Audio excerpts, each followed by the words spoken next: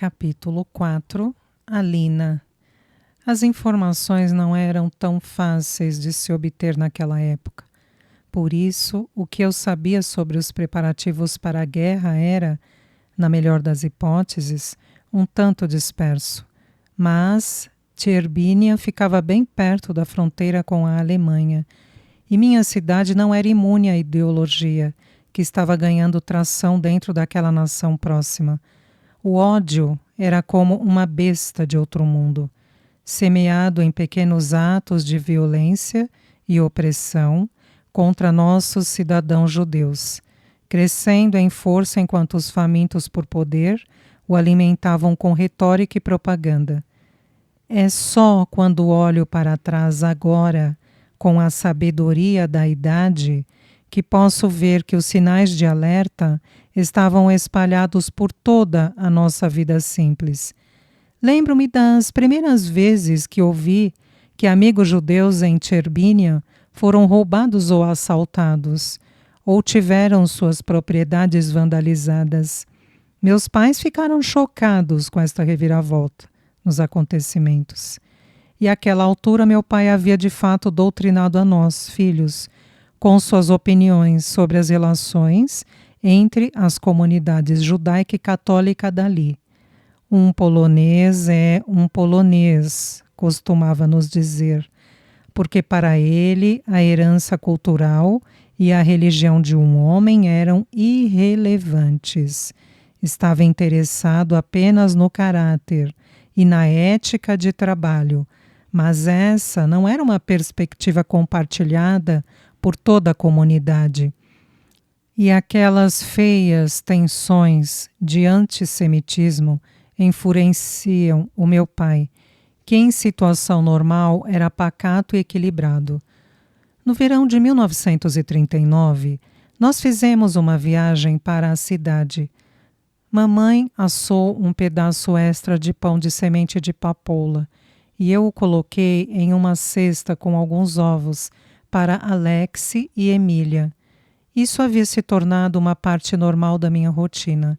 Eu os visitava para almoçar uma vez por semana e, em retribuição, mamãe sempre me dizia que levasse um pouco de comida. Isso parecia um arranjo estranho, a meu ver, visto que Alex era rico e nós éramos pobres, mas ela era uma tradicionalista e sempre pareceu completamente admirada que um homem conseguisse providenciar comida para si e sua filha. Naquele dia, papai e eu fomos de carroça até a cidade, para a loja de suprimentos. Ele entrou para fechar seus negócios e eu andei os 3 quarteirões até a clínica médica para entregar a cesta de alimentos à secretária de Alex. Sabia que papai demoraria um pouco, então voltei bem devagar para lá. Enquanto caminhava, sonhava acordada com Thomas. No ano que passara em Varsóvia, entramos em uma rotina sólida de nos revezarmos para escrever cartas. E ele esteve em casa por 2 semanas deliciosas durante as férias do meio do ano. Naquele dia em particular, era a minha vez de mandar mensagem e estava pensando no que poderia dizer. Tão perdida em pensamentos que me assustei quando enfim me aproximei da loja e ouvi o meu pai gritando lá dentro. Espiei pelas portas com certa ansiedade e descobri que estava em uma discussão acalorada com Jan Golazewski, nosso vizinho ao nordeste, pai da namorada de Felipe, Justina. Nesse momento, Justina saiu correndo da loja, me encarou com os olhos arregalados e me abraçou. — O que há? Perguntei, mas as palavras escaparam como um murmúrio, porque eu já suspeitava da resposta. Oh, meu pai está culpando os judeus por tudo, e seu pai os está defendendo. O murmúrio cansado de Justina correspondeu ao meu, e ela deu de ombros. A mesma velha discussão de sempre, só que mais acalorada hoje, por causa do aumento do contingente. Aumento do contingente? Repeti confusa. Justina avaliou-me com o olhar, então agarrou meu cotovelo e me puxou para perto. O aumento do contingente na fronteira. Sussurrou, como se estivéssemos compartilhando uma fofoca escandalosa. É claro que você sabe, não é? É por isso que todo mundo está estocando. Não sei do que você está falando. Admiti e em sussurros apressados. Antes que meu pai voltasse, Justina declarou: o exército de Hitler está vindo atrás de nós. Uma invasão agora parecia inevitável. Não acredito que seus pais não avisaram você. Eles me tratam como se eu fosse um bebê. Gemi, balançando a cabeça. Acham que precisam proteger sua frágil florzinha de coisas que possam me aborrecer.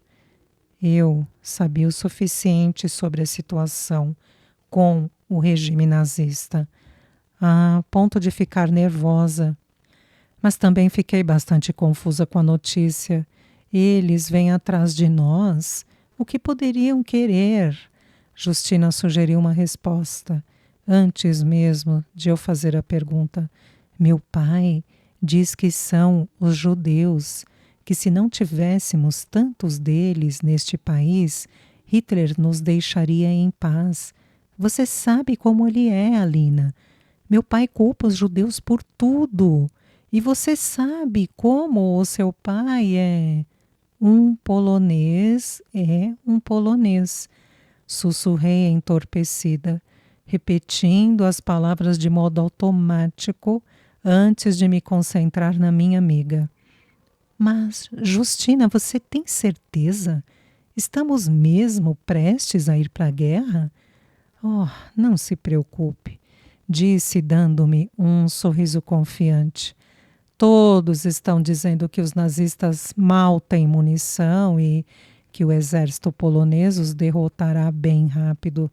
Meu pai tem certeza de que tudo estará acabado em algumas semanas. A partir daí, porém, vi tudo de forma diferente. Pela primeira vez, entendi a atividade há pouco frenética de meus pais e irmãos. E assim, também entendi sua insistência desconcertante em preservar alimentos perfeitamente bons antes mesmo de ser necessário fazê-lo. Mesmo enquanto meu pai conduzia a carroça de volta para nossa casa, percebi que as estradas movimentadas de forma incomum não eram um sinal de que os habitantes da cidade estavam aproveitando ao máximo o tempo quente. Em vez disso, as pessoas tomavam providências. Todo mundo estava agindo de um modo diferente. Todo mundo estava correndo para algum lugar. Alguns se dirigiam para Varsóvia ou Cracóvia, como se uma cidade maior lhes desse abrigo.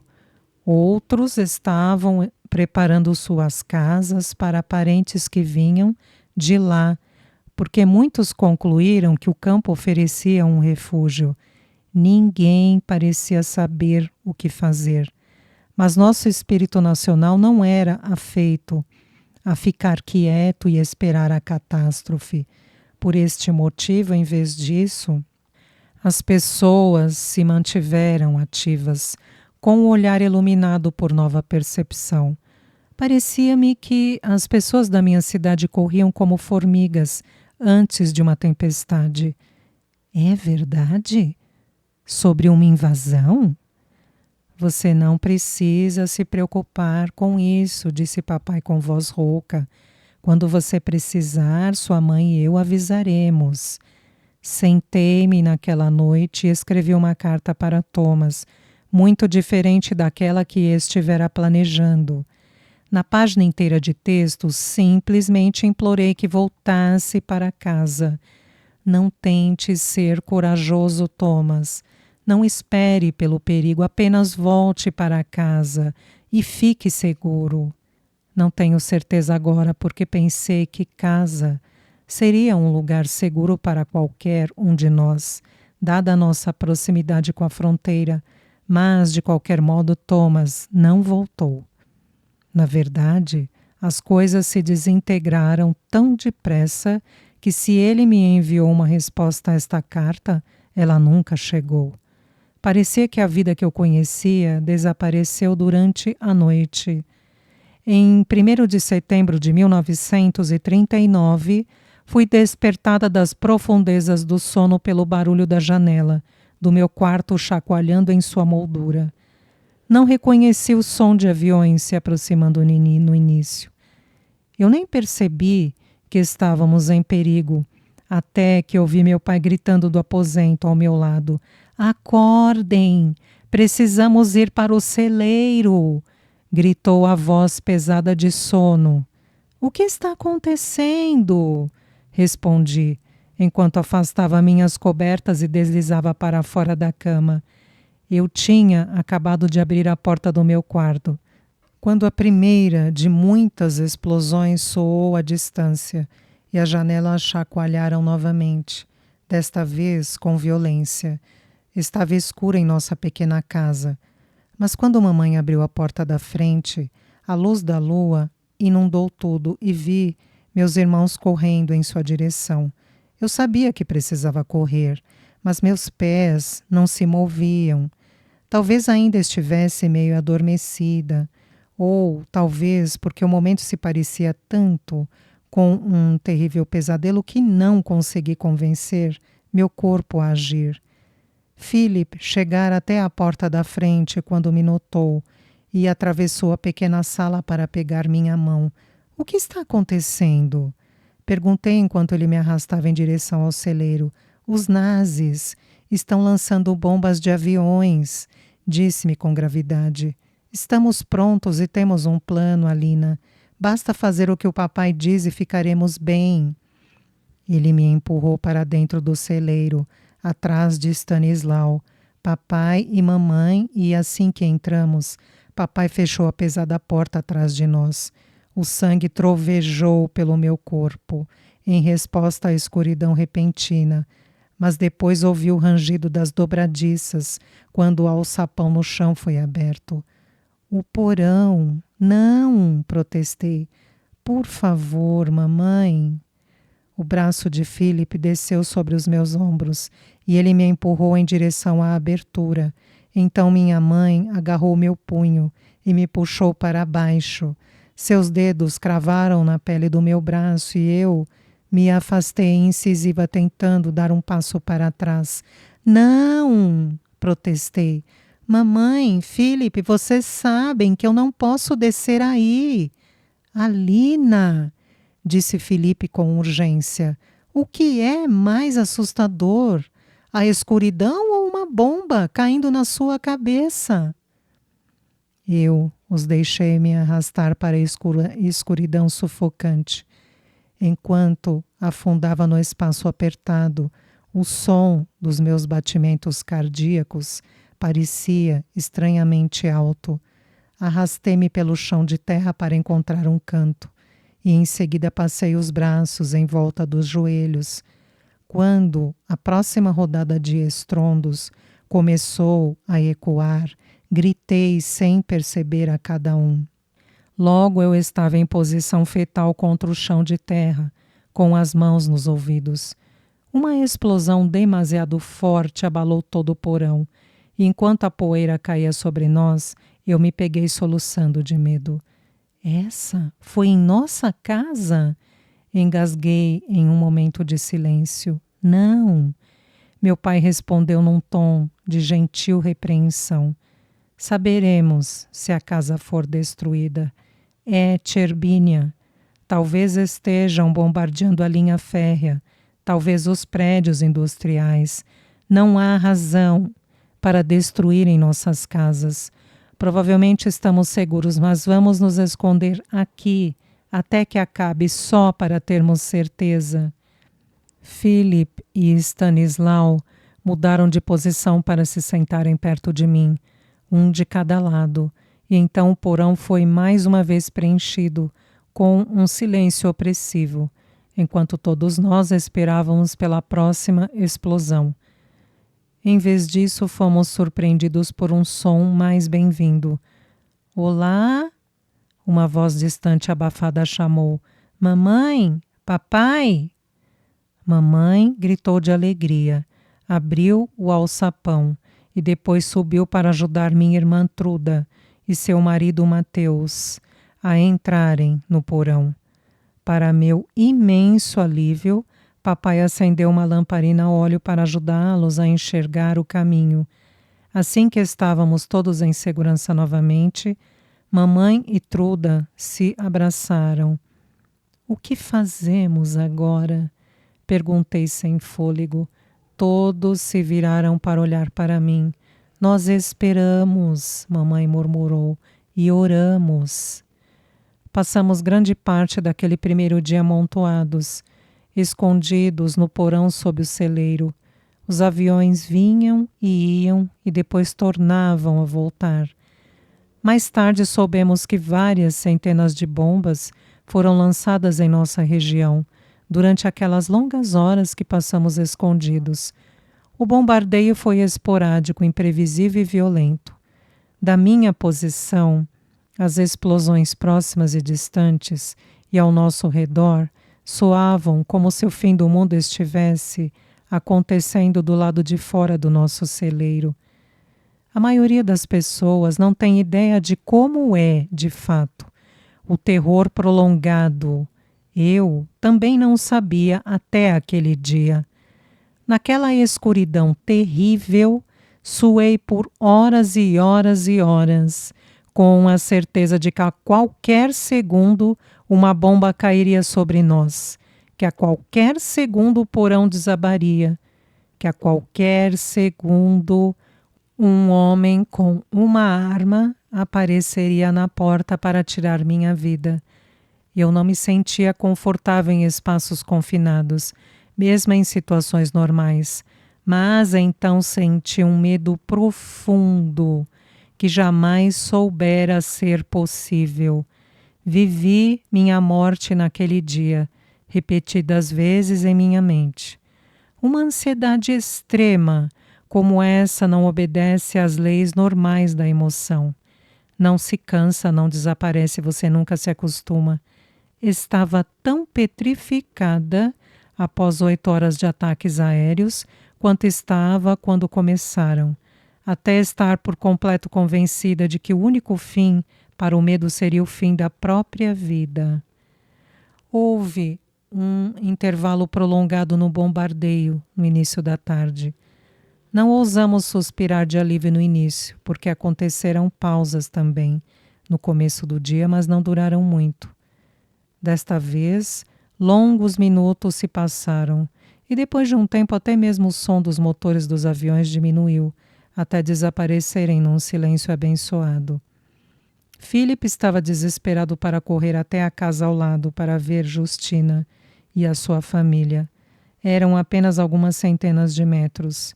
Ele nos garantiu que se esconderia na linha das árvores, ao longo da floresta e estaria de volta em menos de meia hora. Mamãe e papai resmungaram, mas acabaram permitindo que ele fosse. E de modo previsível, assim que a permissão foi concedida, Stanislau decidiu que também iria.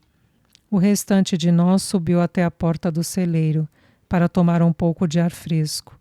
E, com o céu ainda claro, permanecemos lá até que os gêmeos voltassem. Papai e Mateus sentaram-se. Mamãe, Truda e eu nos sentamos em fila atrás deles. Truda e mamãe conversaram baixinho enquanto esperávamos, mas eu fiquei sentada em silêncio, a boca seca demais para a conversa fiada. Como prometido, meus irmãos ficaram ausentes por menos de meia hora, mas voltaram visivelmente abalados e, a princípio, pensei que tivessem descoberto o pior. Eles se juntaram a nós no celeiro, sentados com as costas apoiadas nas ombreiras da porta, um de cada lado do papai e de Mateus. Havia boas notícias. A família Golazevski estava bem e, como nós, fisicamente ilesa. Mas Ian tinha ido até Tcherbínia durante o último breve intervalo entre os bombardeios. Ele viu moradores andando pelas ruas chorando pela perda de familiares, crianças com ferimentos tão graves que Philip não suportava repetir os detalhes, e dezenas de casas pegando fogo.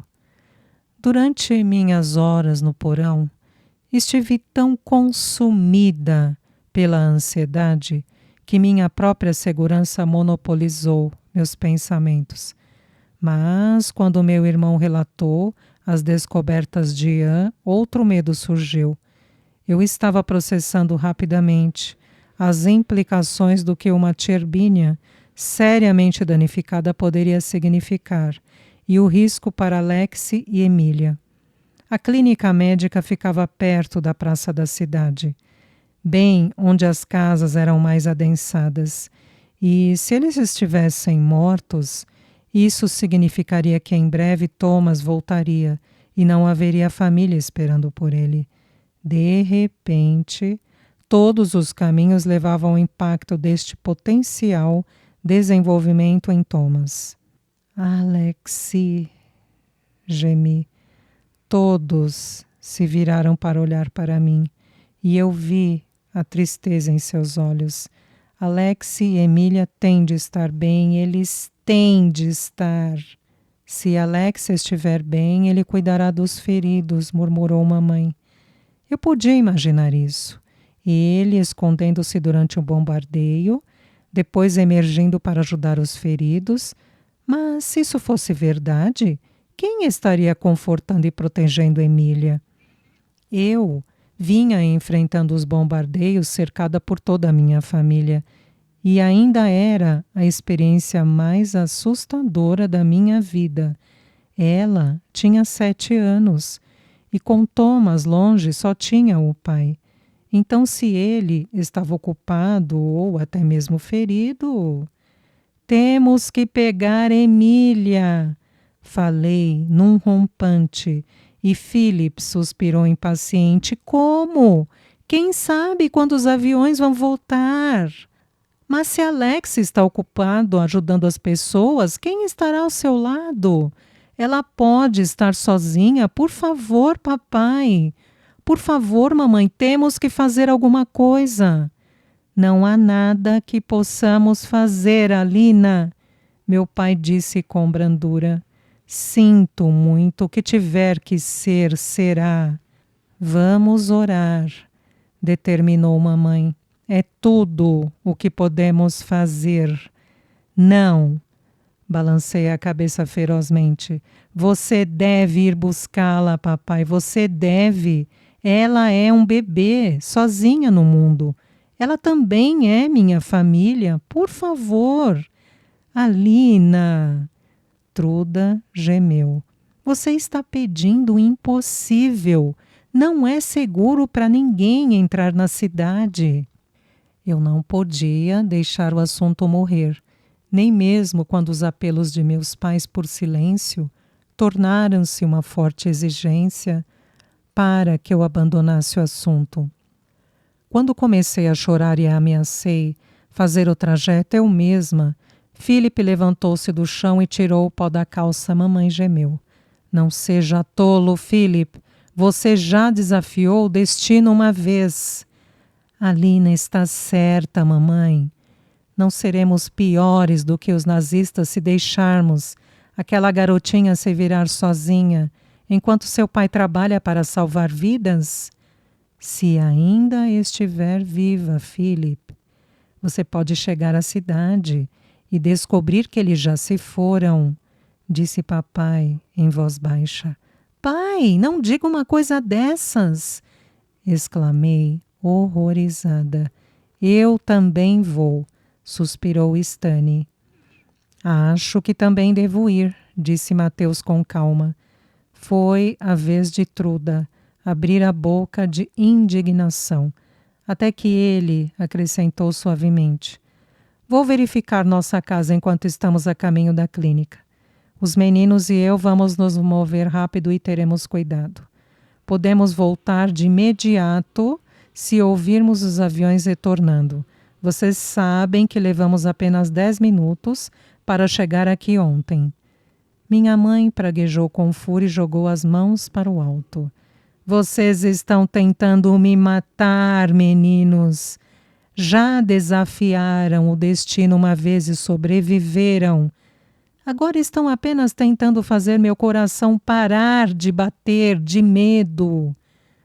Mamãe, estamos apenas fazendo o que você nos criou para fazer. Philip disse com ar severo. Estamos tentando fazer a coisa certa. Mas e se o bombardeio começar de novo?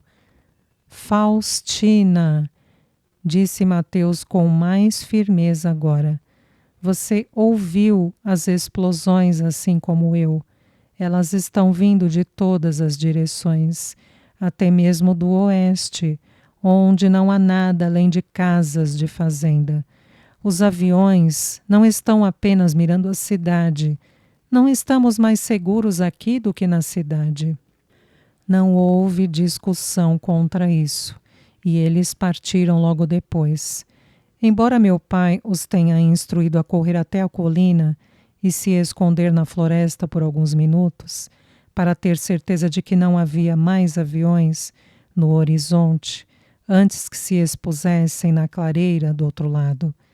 Assim que os homens mais jovens foram embora, minha irmã e meus pais fixaram olhares acusadores em mim e me senti corando. De repente, um tanto tarde, ocorreu-me que eu havia convencido os meus próprios irmãos e meu cunhado a arriscarem suas vidas. Tudo na esperança de poder salvar Thomas da dor. Mas eu amava Emília e Alexi e temia de fato por sua segurança. Eu não me arrependi de tê-los convencido a ir ver como eles estavam. Estavam morrendo de medo de ter acabado de ser responsável por uma perda inimaginável. Tentei me explicar aos demais membros da minha família. É melhor não falar mais nada até que eles voltem. Truda me interrompeu com precisão. Fique sentada aí, Alina Dziak, e concentre suas energias em orar, para que não tenha simplesmente matado nossos irmãos e meu marido. Foi apenas o que eu fiz. Na primeira vez que meus irmãos deixaram o porão, os minutos se arrastaram, mas esse era um novo nível de tortura. No fim, o silêncio foi cortado por um som diferente, o de uma criança chorando. Todos saímos correndo do celeiro e avistamos os gêmeos descendo a colina lado a lado. Mateus, logo atrás com Emília no colo. Ela estava soluçando alto e inconsolavelmente. Oh, Babisu! Minha irmã exclamou e correu para o lado do marido. Com delicadeza ele passou Emília para os braços de Truda, que de pronto começou a consolar a menina. Psh, está tudo bem, pequenina. Você vai ficar bem agora. Uma vez que estavam todos abrigados no celeiro, minha mãe foi para perto de Truda e passou a mão gentilmente pela bochecha de Emília. Então, ergueu as vistas para mim. Mamãe estava de fato muito triste, mas também pensativa ao me encarar. Fui logo distraída do seu olhar para os soluços contínuos de Emília. Voltei minha atenção para os meus irmãos e Philip. Balançou a cabeça com pressa. Alexi está bem. A clínica também está bem. Fora algumas janelas quebradas. Mas há pessoas feridas na casa e pior, uma fila de outras esperando por ajuda ao longo da rua.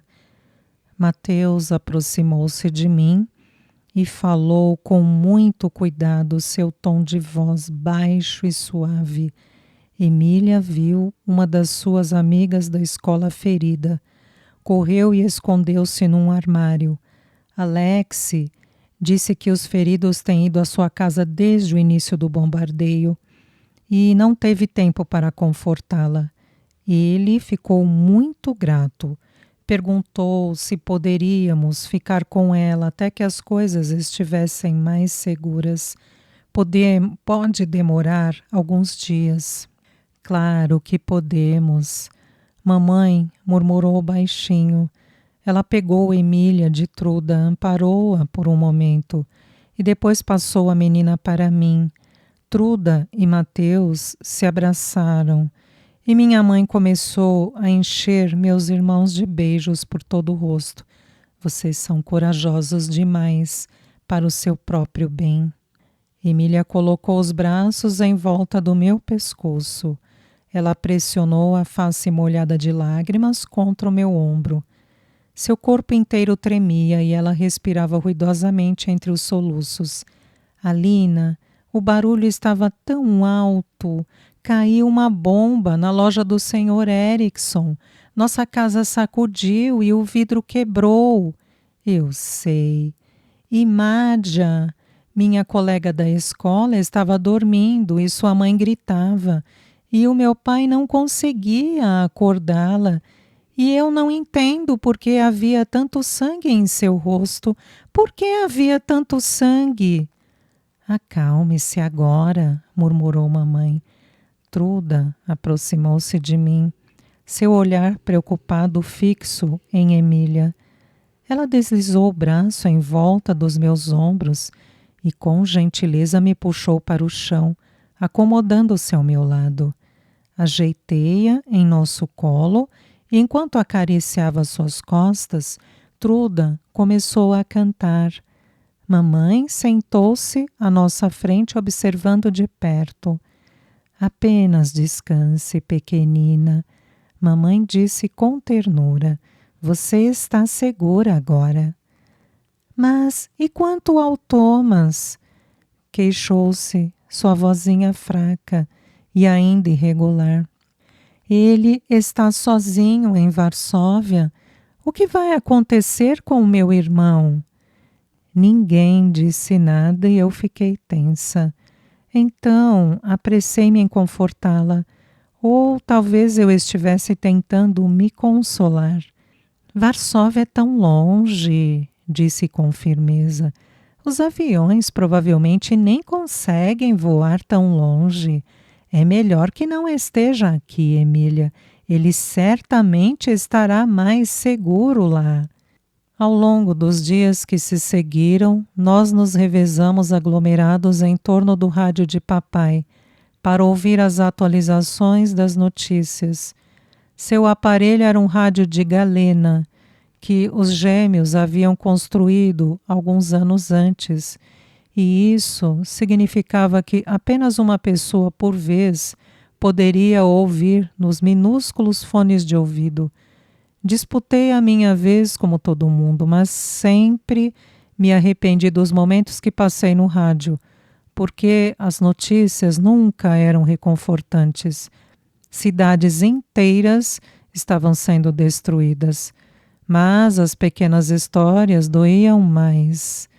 Ouvimos histórias intermináveis de fazendeiros alvejados em seus campos, por metralhadoras em aviões, e até mesmo um relato horrível sobre um avô que estava colhendo seus últimos vegetais quando um piloto jogou uma bomba bem sobre ele. Essa situação disse muito para mim sobre o poderio dos invasores e a forma como nosso país estava desarmado.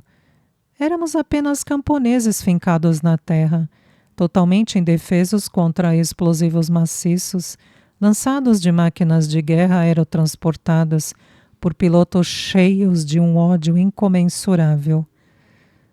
Poucos dias após o bombardeio, havia tropas nazistas em nosso distrito, porque as defesas do exército local foram vencidas depressa.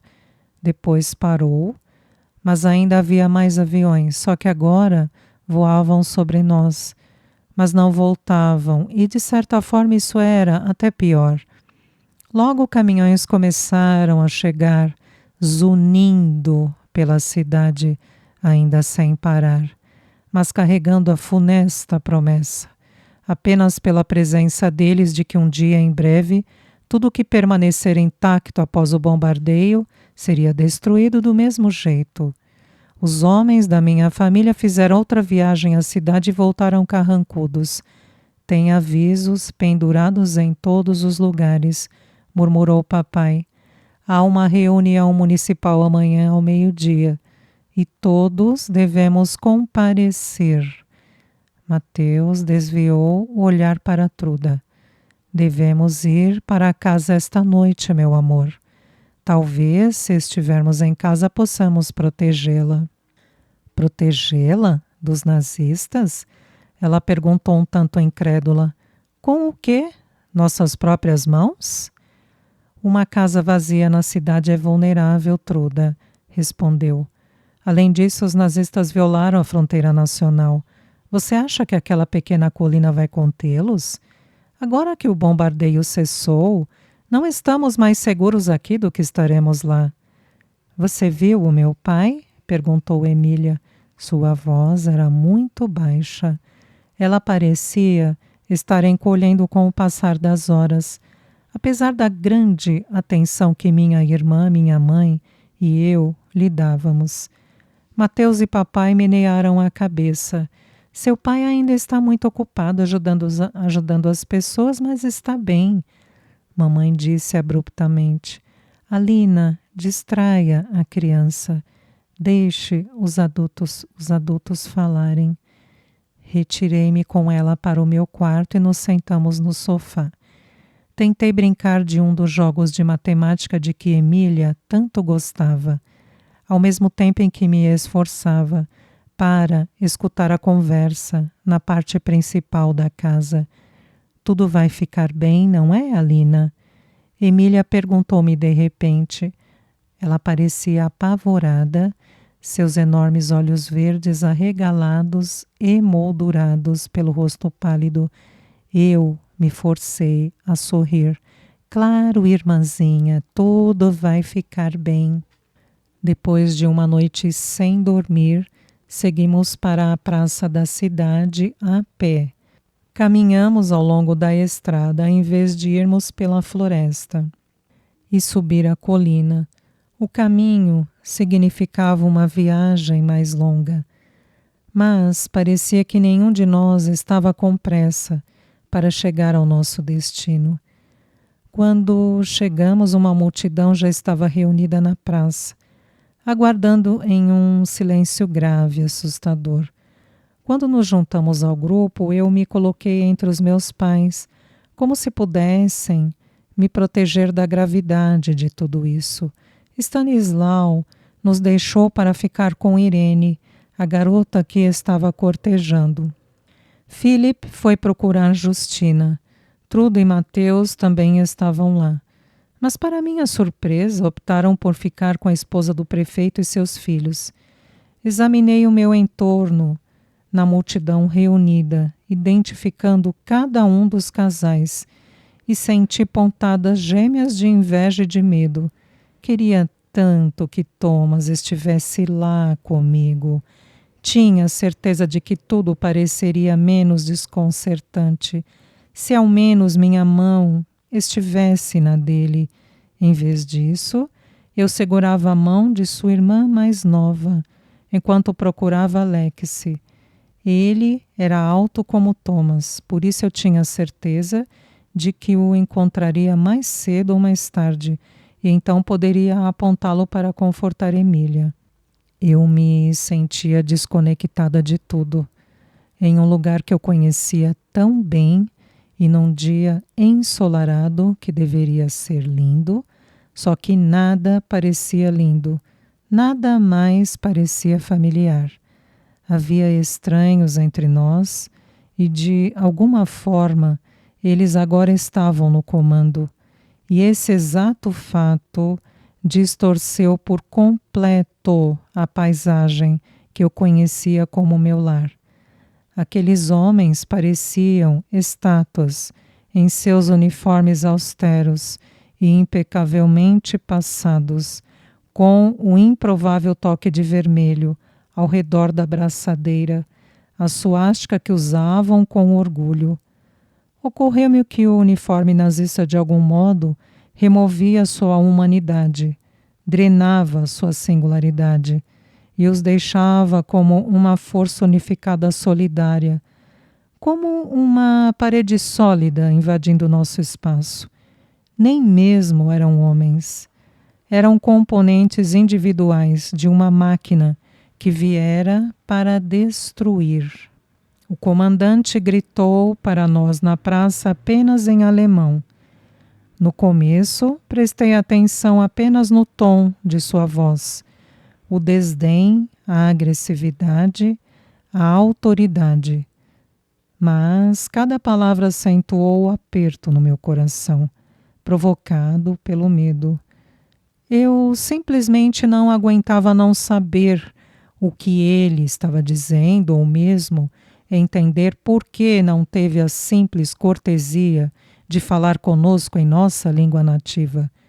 Depois de um tempo virei para a mamãe e sussurrei: "O que ele está dizendo?" A resposta de minha mãe foi apenas uma ordem impaciente para eu me calar. Mas logo vi seus olhos se arregalarem e pela primeira vez vi o medo cruzar seu rosto. Segui seu olhar até o canto da praça, onde ainda mais soldados empurravam 2 prisioneiros para o centro de todos nós, com as mãos amarradas nas costas. Examinei seus rostos e senti um golpe de choque quando os reconheci. Nosso prefeito estava atrás, mas bem na frente, olhando para a multidão sem medo ou hesitação, estava Alexei. Refletindo agora, suspeito que um homem brilhante como Alexei possa ter entendido qual era o seu destino, mas entrou na praça da cidade com a cabeça erguida. Depois de escanear a multidão, seu olhar pousou em Emília, e ele sorriu para ela como se quisesse tranquilizá-la. Eu a puxei para ficar na minha frente e passei meus braços ao seu redor por trás. Ela estava rígida em meus braços, talvez tão confusa quanto eu. Por que Alex está com problemas? Ele nunca fez uma coisa errada em toda a sua vida. Alex ergueu seu sorriso para mim, e quando nossos olhos se encontraram, ele acenou com a cabeça uma vez. Ele parecia calmo, quase sereno.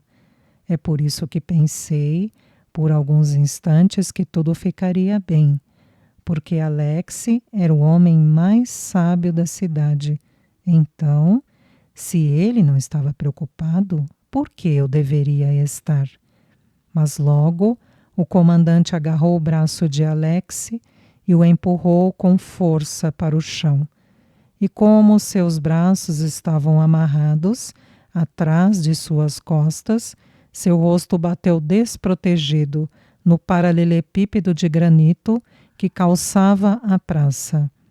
Antes que ele pudesse se recuperar, outro soldado deslizou a mão no cabelo de Alex e o puxou até colocá-lo de joelhos.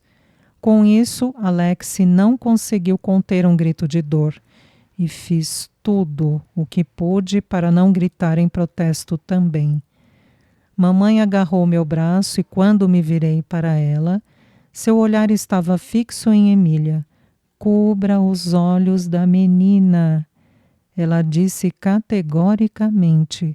"Mas por que eles?" Eu disse, enquanto minhas mãos se erguiam em direção ao rosto de Emília. Ouvi o clique da arma sendo engatilhada e ergui os olhos.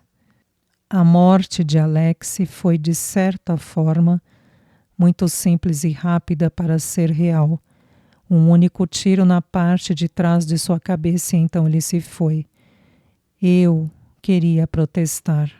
Com certeza uma vida tão importante não poderia terminar assim, sem dignidade, propósito ou honra.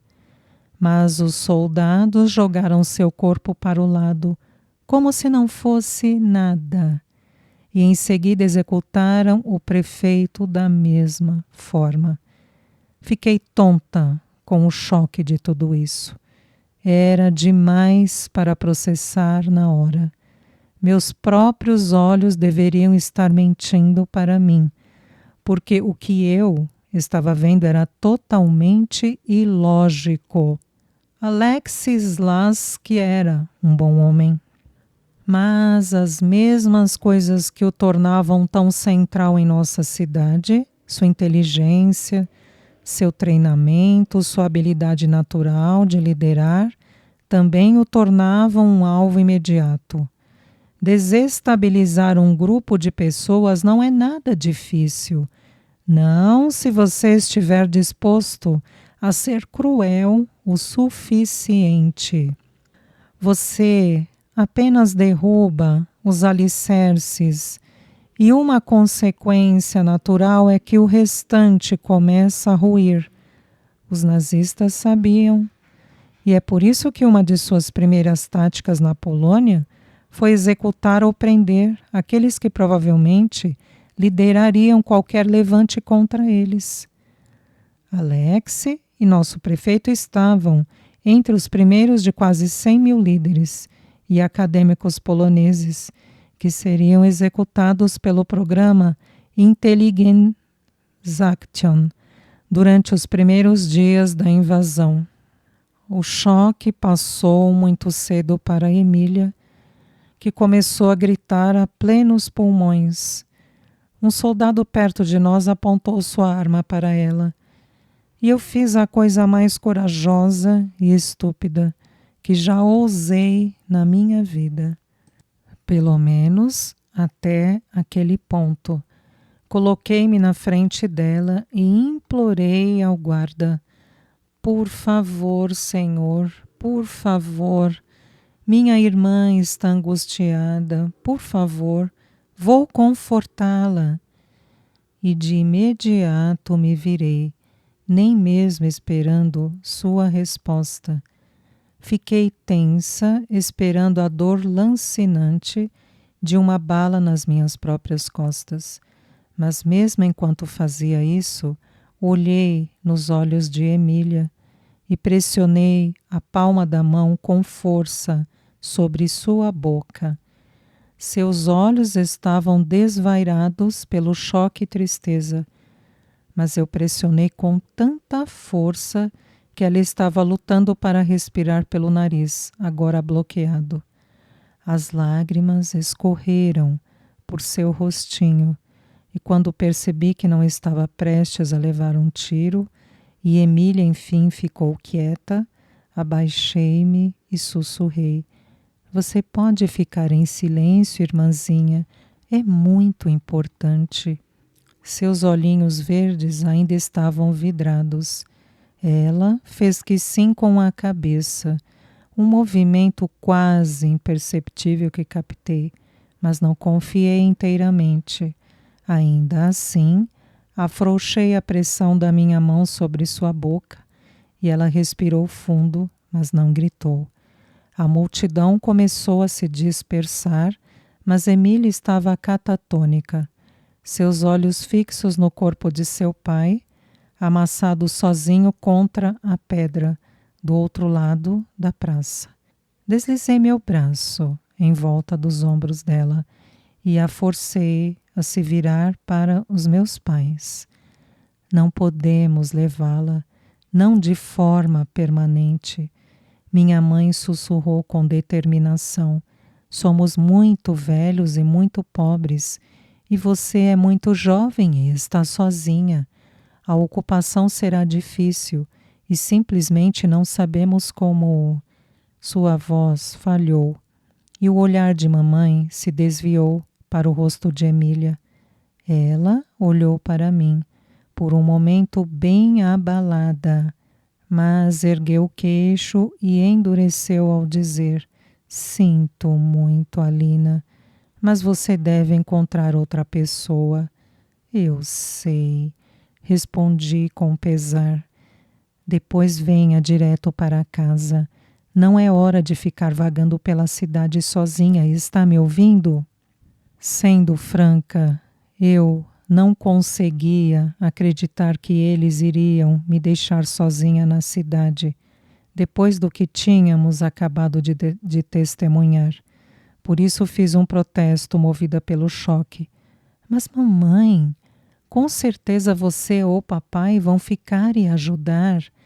Temos um trabalho que precisa ser feito em casa. Não posso esperar, disse. Não ousei protestar mais, porque ela estava obviamente determinada. Procurei meus irmãos, mas os dois já tinham ido embora com as namoradas. E logo mamãe foi também arrastando o papai, bastante relutante atrás dela. Olhei para a multidão que se dispersava, enquanto aprendia pela primeira vez como é forçar o bem-estar de outra pessoa a uma prioridade mais alta do que seu próprio instinto de segurança. Eu queria desmoronar e soluçar, ou melhor ainda, correr atrás de meus pais como a criança assustada, que eles sabiam que eu era. Em vez disso, passei o braço em volta dos ombros de Emília e juntas começamos a andar. Alina, disse Emília com voz rouca quando estávamos a alguma distância da praça. Sim, irmãzinha. Meu pai. Seus dentes começaram a bater. Meu pai se foi. O homem colocou a arma na cabeça dele e ele se foi. Mas você, minha querida menina, ainda está aqui, interrompia. E não deve ter medo, Emília, porque eu vou encontrar um meio de mantê-la segura até o retorno de Thomas.